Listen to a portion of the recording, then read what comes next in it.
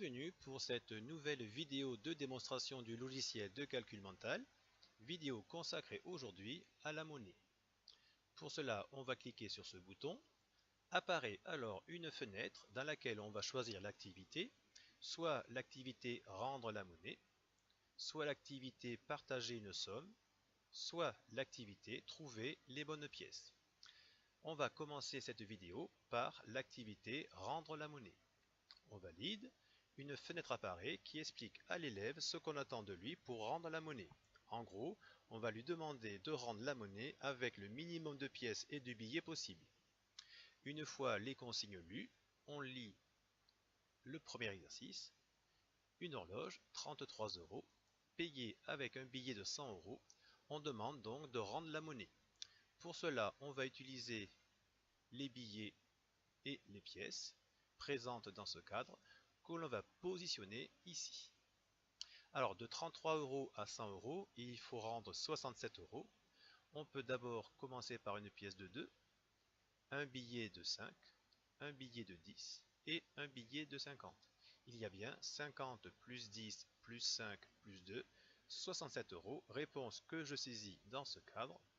Je valide. La réponse est juste.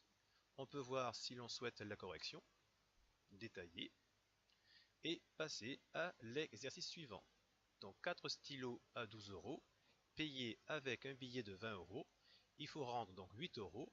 Supposons par exemple que je rende 4 pièces de 2, ça fait bien 8 €.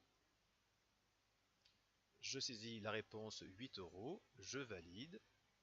La réponse est fausse puisque j'ai mis trop de pièces.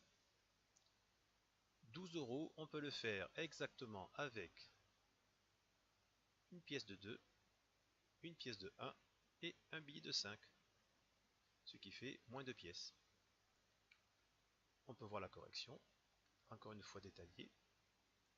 Voilà pour le test sur la remise de la monnaie. Nous allons voir l'activité partager une somme. Je valide. Alors, ici, un cadre supérieur où l'on peut voir des pièces. Ici, la part de Jennifer. Ici, la part de Jérémy.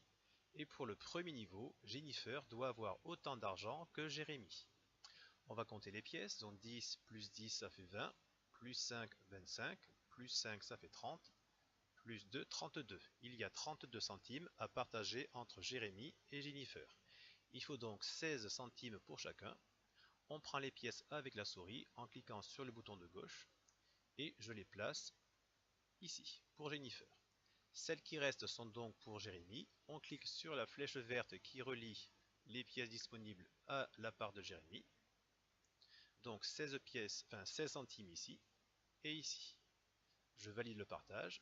OK, on peut passer à l'exercice suivant. Toujours pareil, 10 plus 10, 20, 22, 23, 24, 25, 26 centimes à partager entre Jennifer et Jérémy. Il en faut donc 13 pour chacun. 10 plus 2 plus 1, 13. Il en reste bien 13 pour Jérémy. On valide. Et on continue ainsi de suite.